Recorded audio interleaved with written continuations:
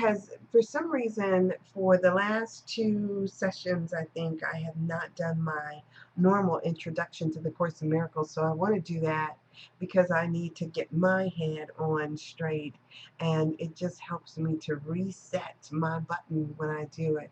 So this is a Course in Miracles. It is a required course. Only the time you take it is voluntary. Free will does not mean that you can establish the curriculum. It means only that you can elect what you want to take at a given time. The aim of the course is not to teach the meaning of love, for that is beyond what can be taught. It does aim, however, at removing the blocks to your awareness of love's presence, which is your natural inheritance. The opposite of love is fear, but what is all encompassing can have no opposites. This course can therefore be summed up very simply in this way: nothing real can be threatened, and nothing unreal exists. Herein lies the peace of God. Isn't that fabulous? So, you guys, I don't know how much you actually pay attention to what's going on in the media, or if you get any information outside of what you have here. I don't know. I don't know how well informed people are. Um, okay, no media for you. Okay. So I don't know how well informed everybody else is, but I'll tell you, most of you probably know that I live in Cleveland, Ohio. And Cleveland, Ohio has put itself on the map for some of the craziest goings on lately. And, you know, just a couple of years ago, we had the Anthony Sowell, who was a serial killer, who is a serial killer, killed all these women, and buried them in and around his house. Crazy stuff. I think it was 11 women, maybe 13. I don't know, 11, I think. Then we turned around and we had a shootings, 137 shots a police officer shot at two people unarmed, and just ridiculous. Then we had a couple of more murders that were here, and those three, and those still have not been solved. And then just over the weekend, there were three more women that were found murdered and wrapped in something, and yeah, and it's been a lot of national attention focused on all the craziness that seems to go on here within this small urban town. And, it's interesting because I am one of those people who, when people come to talk to me about things, no, it's not Detroit. Detroit is bankrupt. It's not, well, they have different types of murders there in Detroit. They're just bankrupt right now.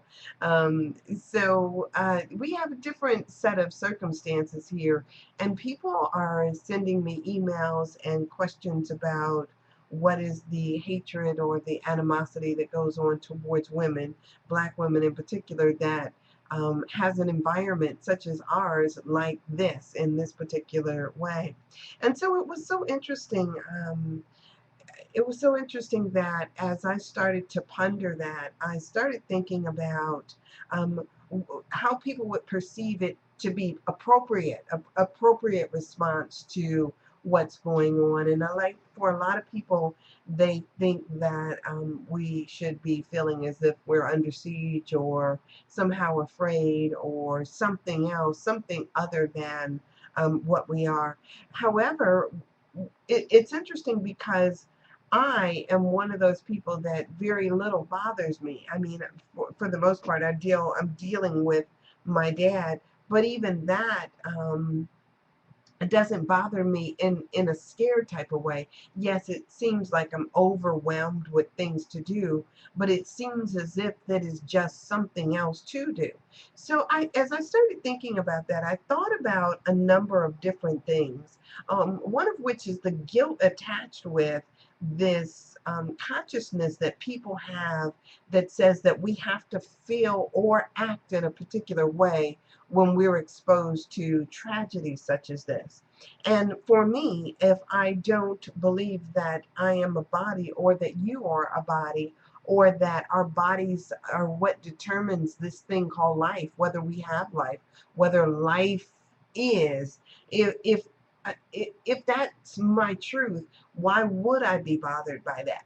So as I started to think about this, I started thinking about it in terms of the Course in Miracles, and how I wanted to talk a little bit about the information or the insights that I've gained from being on this particular path, and to share with you just insights in general. So I see that Regis left the room, and I meant to say to Lynn and to Regis as soon as I walked in the room, thank you so much for holding it down while I was being late, while I wasn't here. So, yeah, what was the bother? Okay, yeah, I mean, I think that it's what's expected. We have this thing in our culture.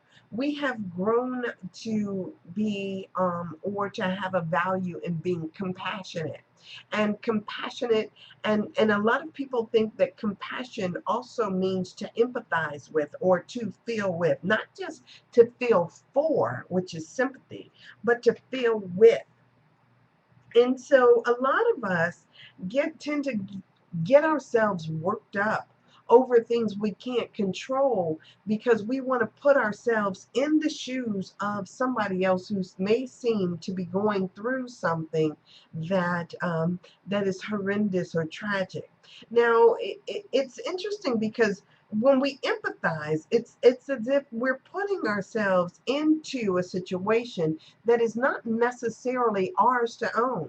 Um, and with all of this, I kept thinking to myself, why is it? Why should we be upset?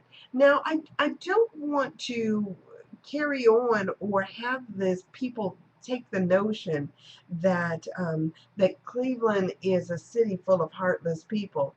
Despite what you may see in the news, or despite what you may hear about wherever you go about what's going on here in Cleveland, it's not that we don't have many loving people. It's not that we don't have communities and neighborhoods and neighbors who live right next door, or who we've known our life.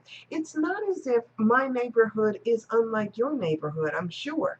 I mean, we may have a few extra Looney Tunes, but what neighborhood doesn't? And who's to judge whether or not they're loony or not? I mean, so what? I mean, it is what it is. And if I am always of the mindset that this is what I've been given so that I can see love, so that I can choose love, then it's not for me to judge them as lovable or unlovable. Because all of us are just totally loved. That's what our truth is. Sometimes it's a challenge that we have to give to ourselves to see in every instance only love is real. That there's only two things that are going on. There's either love or a call for love. And so if we're consciously aware that we're always choosing between those two, when we are challenged to see something different, we know that it is simply there for us to look beyond what we see. So I started thinking to myself today, wonder if nothing is real. Wonder if nothing is real. Um, okay, let's see. Oh, here. Out here, the big news is the new future king of England who was born. Very important. Easier to see egos, silly dreams. Violence can make it harder. Yeah, yeah. It's in the news here too that it was announced today that there was a son born. How beautiful and how wonderful. It's interesting. Babies are always a sign of hope, of God's favor, that these things can, that they're just one more, just one more, just one more all the time, that we can inject into this system of thought, love. And love, babies are what they pull at our heartstrings no matter what. And so love, love, love, love, love. So, and then somewhere along the course of time, I don't know where it is that we kind of um, pull that or draw that out of people. I was listening to Sir Ken Robinson, and I know I'm jumping around. I'm going to get back to my point, but it's good. It's good. I'm glad you're helping me to jump around. I was listening to Sir Ken Robinson, and he was talking about how we should redefine genius. And he says that if when they took some people, they wanted to test the level of genius they had within them. And he said that we do this by basically talking about divergent thinking. How capable are people of being creative with their thought, of thinking totally different beyond what they would have before? And he said as they looked at those capabilities, they wanted to make up a test that would test people on their level or their ability of genius. And so he said that what they started out with was some youth. They started out with 3 to 5 year olds. And he says, guess how many of those people tested at the genius level based on the testing that they did? And he says from 3 to 5 years old, he said 98% of them tested to be geniuses. But then it was something changed when they got 8 to 10 years old. That number of future genius dropped down to 32%. And then even still as they got older, 13 to 15 year olds, they dropped down still lower to 10%. Well, when they got to our age, 25 and over, it was only 2% that tested at the genius level. It's because society, we, each other, we kind of dumb down one another. And yes, we stupefy our kids, not just the parents, but even kids. It's as if somehow it has become, for teachers, we try to stump out, people try to stump out creativity and divergent thinking in kids. When we see adults, they do the same thing. They want them to just follow in line, to walk single file, don't color outside of the lines, don't do this, don't do that. They try to get everybody on the same page, and everybody being on the same page doesn't allow for the people who would create a light bulb, or who might who might create the internet or a telephone or any of that stuff. So it becomes this thing of just trying to get people to follow one after another, kind of like those elephants that link their nose to the tail of the one before it. And they want you to walk in single file lines. It's like a caterpillar that can only follow behind the scent of another caterpillar. And if you put them all in a circle, they'll follow each other endlessly in a circle. And that's what it is that we try to interject into people here in our society so that they don't go outside of the protocol or what's been done before them. And so yes, they want to play the follow the leader. They want to just, do the same thing over and over that others have always done. And then you get somebody that steps outside of the line. And sometimes it's in a good way, it's in a productive way, it uplifts society, like the internet. Sometimes it's something like email or a webcam or something else that adds to and enriches the lives of others. And sometimes you get some knucklehead that wants to make a name for himself and can't find any other way to do it than to murder some innocent women. So as I sat there and I contemplate all these things, I thought, what if none of this was real? What if none of it was real? I mean, would I even need to talk? I mean, would I even need to be here? Would I even have a thought? Would I entertain thinking? If none of this was real, how would we be different? How would we do different? So, to some extent, I think to myself that, yeah, I must think that there is something worthy of communicating if I bother to communicate. There must be something worthy of thinking about if I even bother to think. There must be something worthy for cutting on my computer or turning on a television on any given day. It must be something in it that I think or that I see that I'm getting something from. And so I sit there and I think to myself, like, okay, if we're all taking part in this same dream, if we're all taking part in this illusion, this disillusion, if we're all here now, why is it that we're here? Why is it that we keep coming back? Why do we keep coming back to this space? Why is it when I don't show up on a Wednesday, I feel as if something is missing in my life? Why is it there is this need to feel, to share, to communicate with people on a different level? What is it about intimacy that draws us back into the same circles and talking to the same people over and over again? What is it that needs to be seen and needs to be heard within us? What is that? And you know what?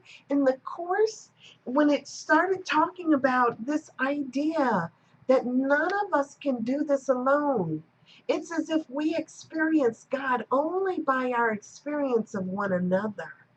Only by seeing each other, connecting with each other, communicating with each other, loving each other, do we experience God. And so if I come to that awareness and I say, wow, that's why I keep drawing back here. That's why I do the things that I do. That's why I share the ideas that I share. That's the reason why. Because through you, I experience God. Man, and when I thought that, I thought, isn't that so wonderful and so neat? And so, if through you I get to experience God, why wouldn't I want you to be fully who you are? Why would I want you to change? Why would I want you to be different? Why would I want you to modify your God self that you are? Why? I mean, I started thinking about it in those terms. So yeah, there is this desire that oh, so let me back up for a second because there's so much I guess that I want to say, and then there's so much that you guys wrote on the board, and I couldn't tell if it was all about the future king or not. But here, let me read. Let me read. I'm going to read for a second, so excuse me here. So it says to empathize does not mean to join in suffering, for that is what we must refuse to understand. Is that what it says? For that is what you must refuse to understand. That it is the ego's interpretation of empathy and is always used to form a special relationship in which the suffering is shared. The capacity to empathize is very useful to the Holy Spirit, provided you let Him use it in His way. What king, Rab, does England have a queen? When he relates through you, he does not relate through your ego to another ego. He does not join in pain. Understanding the healing pain is not accomplished by disillusion, attempts to enter into it, enlighten it by sharing the disillusion. Future king. So, parents question the test validity, don't follow the leader, watch the parking meter, look out kids, keep it all hid. Dylan. Okay, and so we don't need no education. We don't need no thought control. Now just another brick in the wall. So what if we're not here according to some people we heard of? God says we are not here. God says this God just welcome that best I can and the heck with the rest. And not always easy, but that's the deal. Okay, so I'm caught up. So I've got all these writing here. Yeah, so God doesn't need any help. God doesn't need us to police the universe. But it is it's so interesting to me how when we come together, we experience God, and only through that coming together, only through that sharing, only through that joining do we really experience God. And so it's interesting if I was to like act as though you're not there, then I can't. Even the course says to me, I can't experience God on my own.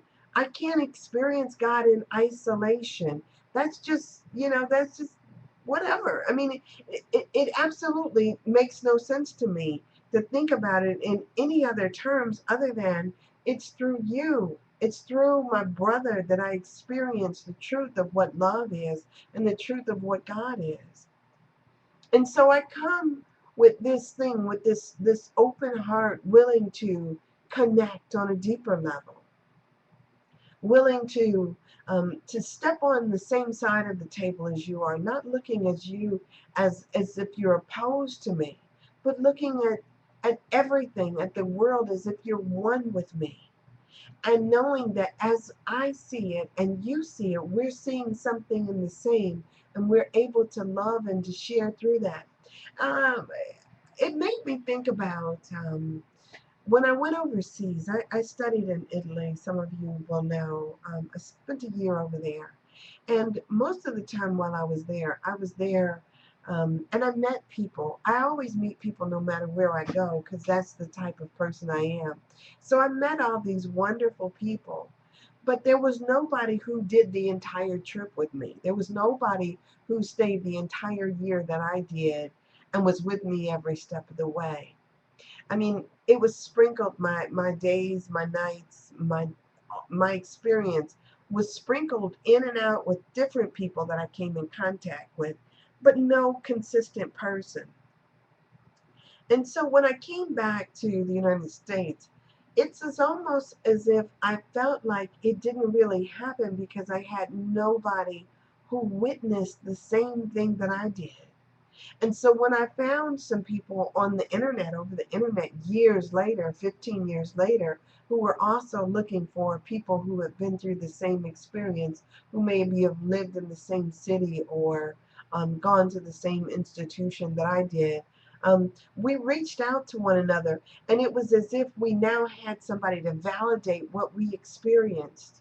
There is something wonderful about the joining, about the witnessing, no matter whether we think it's our egos or whether we recognize it just simply as our brothers. There's something wonderful about joining. There's something wonderful about knowing that we're one with somebody else and that that person is there with us. It's something wonderful. And for many of you, you've been married or you've had children or you've got somebody else that in them you see yourself. In them you become better because they are there. I get better because you're here. I get better because I get to talk to you. You get to listen to me. And whether or not you agree with me or not, there is something wonderful about the energy that happens, the synergy that happens as we come for a shared purpose, whatever that purpose may be, at any given time.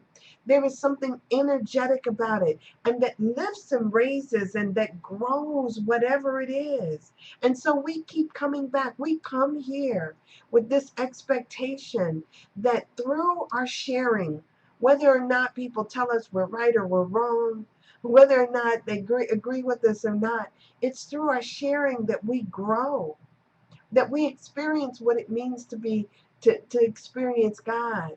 We give from a place in our heart that is only love. And as we come and we bring this love, as we share this love, as we project this love, as we extend love, love grows because it's the only thing that's real. And it dissolves all the rest of those blocks that would block us into our own little worlds and have us thinking that we're here by ourselves. And as I hear your voice, it reminds me that I'm not the only one that sees this wonderful light. I may sit here and it may seem playful every time I come in. I may seem like I'm just like floating on this cloud and just enjoying the journey. But this cloud, this journey, all of this stuff, you grow me. You make me better. Because through you, I get to experience God, even if I've never seen you or laid eyes on you. I feel you. I know you're there because there's really only one of us here. And that energy, as it comes together with your energy, it just expands, it multiplies, it extends. I get to shine more brightly, and you get to shine more brightly, knowing who and what you are, knowing that God is using this, Holy Spirit is using this for greater good. So I'm so grateful. I say that all the time. I'm so grateful that I get this opportunity to share. And so even if none of this is real, even if it were not real, I think that I would still, even if it weren't real, I'd still miss it. I'd still miss it because I know what it means to feel that love. And I know what it means when I sit in a room all by myself. And all that I do when I sit in a room by myself is feel this great sense of isolation. Um, it, Let me see. How can I describe this? Have you ever sent something out and then it had absolutely no resonance? I mean, it had no landing place, no soft place, no nothing to carry it forth. Um, it seems as if sometimes energy stuff can we can do stuff and it just drops. If you're a person that's ever done music or worked with sounds, you know how vibration travels. And then when vibration travels and then something hits up against something and it blocks and it falls off or it's absorbed in some other kind of way, it changes the feel and the texture of it. I mean, it's so interesting. One of my girlfriends plays one of those singing bowls, and you can tell the difference between an open door and a closed door just by the way the vibrations are in the room, whether those vibrations have space to kind of keep carrying forth or whether they get clamped down into this space. Love is the same way. All of this stuff is the same way. It's kind of like water. It just kind of it once it goes, it flows, and it just kind of goes over and runs over any barriers or any obstacles that can be put in the way. But when you're doing nothing, when you're not even trying to share it, when it's nothing there, it just drops. So it becomes this thing of what we do. We try to extend love wherever we go. That's what I know I try to do. I want to extend love. I want to see love. I want to feel love. I want to be love. And so you help me to do that because with you, I don't even know. It's as if I know, I feel it vibrating around the world. I feel it vibrating through you. And then that vibration you get to share and you vibrate.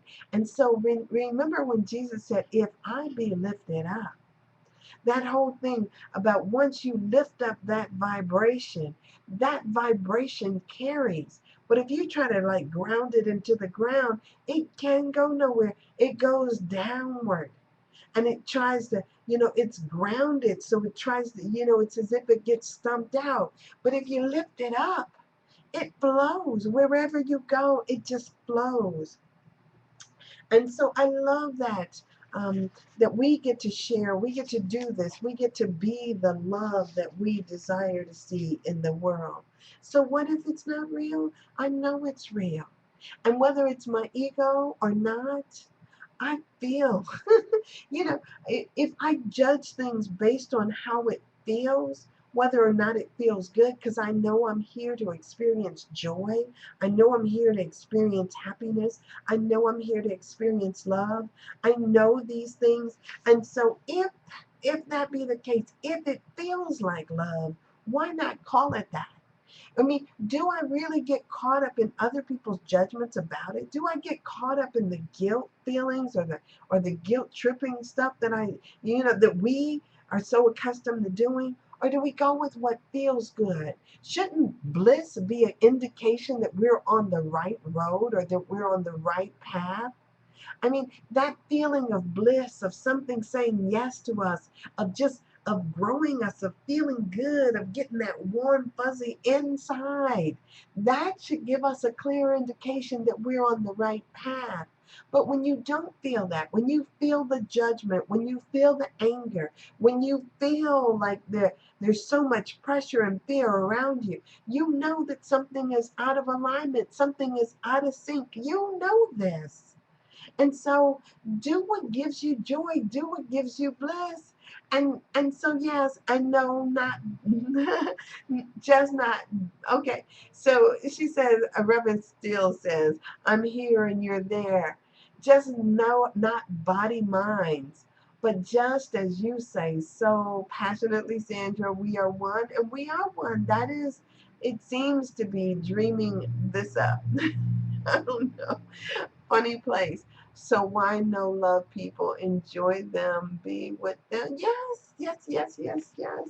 So so it's so interesting because I think that what we do a lot of times is that people give more power and energy to what they fear than what they love. I mean, we get so caught up, people get so caught up in their thinking and their thoughts that they block love themselves. We sit there and we look at other people as if they've got to have a hidden agenda or some type of motive for even smiling at us. You know, it's so funny because I'm a smiler and uh, and I'm a hugger, and people ask the question like, "Why do you smile?" or wonder if your hug is genuine or if you've got some kind of ulterior motive. I mean, what is that? If we just learn how to be fully present in the moment, just fully present in the moment, it seems as if all that craziness, all those judgmental ideas would fall by the wayside. But now, of course, the course tells us, when it says my thoughts do not mean anything, and but then it goes on to say, I have no private thoughts, right?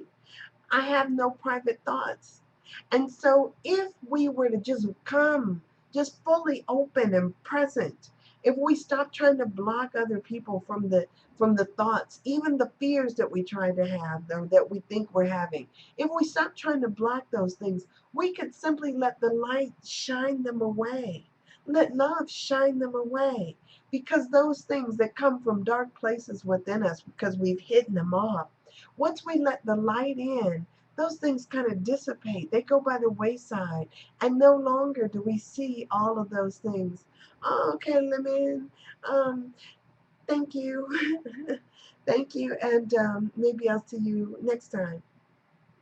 So, so yeah, we don't have any private thoughts, and if we start to just kind of let them in, let the light in, let the love in, we would experience the truth of our being. The truth is that there is really only one of us here. Love is truly the only thing that's real, and as we let it flow, we let it grow, and those things just kind of get to knock down any barriers that we've placed up in their way. We get to see the truth about ourselves. And so, here I often think about, why don't why doesn't everybody choose love? And it's so interesting because when we're so caught up in our pain, if you believe that pain is your truth, that's what you'll focus on. And remember, what you give your energy what you give your energy to, it grows. If you think on things, it grows. So if you see misery and you think you're miserable, you don't get more peace, you get more misery because that's what you're focused on. And so it becomes this thing. If we recognize that love is real, if we recognize that only love is real, then what we focus on grows. And then everywhere we look, we'll see love.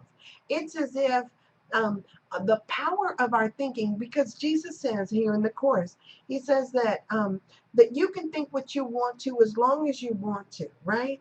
That's your choice. And he's not going to take away your right to choose away from you. You get to choose how you think and how you see the world. But know that your focus determines your reality. And if your focus determines your reality and you're focusing on negative and you're focusing on fear, you're focusing on misery, you're focusing on all the things that are not right, you're focusing on the places that you see dark. If you focus on those things, you get more of those things. And if you focus on love, that's what you'll get. If you focus on light, that's what you'll get. If you focus on spirit, that's what you'll get. Where your focus goes, it grows. Those things grow. So just the other day, it's interesting. The other day I was thinking about, here, let me tell you what's going on in my world. There's so much going on in my world. I didn't have a chance because of my, running around with my dad and going from hospital to LTAC to nursing home to hospital to LTAC to nursing home. I haven't had a chance to do my garden, which is, I love gardening. I might have shared that with you guys before. Um, anyway, I don't know what that was.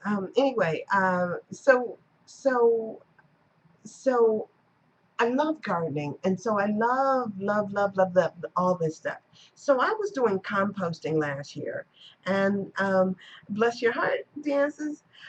So I was doing composting last year, and I don't know what it was, what if we had such a mild winter. I'm not quite sure. But in my compost bin, I was throwing everything in there. I mean, I could throw coffee grounds in there. I throw all kind of seeds in there. I just throw everything over in this compost bin. And so then, of course, the compost bin, I threw stuff in there all through the winter time, blah, blah, blah, blah, blah, just compost, compost, compost. So then when I got ready to plant the stuff that I was going to plant, or I was thinking I was going to plant, I went out there and I got some of this stuff. I turned over my compost bin, and I've got all this rich, I'm thinking, dirt in there. And so I go and I take this compost and I put it in the bottom of some of my flower pots. Don't ask me why. I put it, because I put all these little flower pots out with petunias and impatiens in there. So I put the compost in there, and then I put some fresh dirt on top of it, and then I put it over into the area where I was going to put my seeds, my gardening area. I put this compost some everywhere. So now, why is it that when I go out on my porch, um, uh, I've got all these planters that's got petunias in there, and that have tomato plants coming up in the middle of them. I mean, it's like in this one planter. The planter is only probably about 18 inches long, and I've got petunias all placed in there, and then all these doggone tomato plants are coming up. I must have 50 or 60 tomato plants. It's crazy, and I didn't plant any of them. Okay, so three of them. I went to the store and I bought 3 tomato plants to plant. And it seems as though I've got 50 or 60 tomato plants just coming up everywhere. It is just, I mean, it's off the chain crazy. And so I like to think of our thoughts like we think of seeds.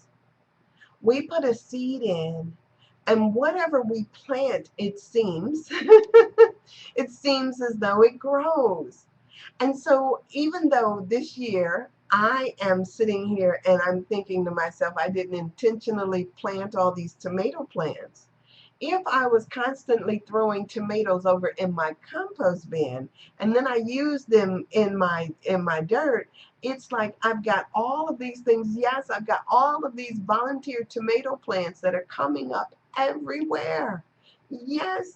And so no, it didn't. Apparently it didn't cook.